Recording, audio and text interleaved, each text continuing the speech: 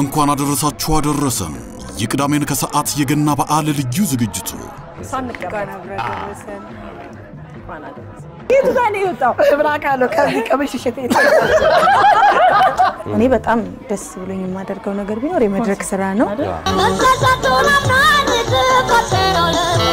ያዳምጡ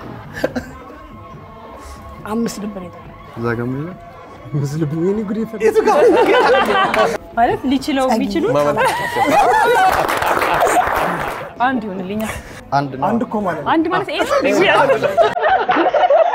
እሁድን በኢቢኤስም የገናን በዓል በልዩ ሁኔታ ያከብራል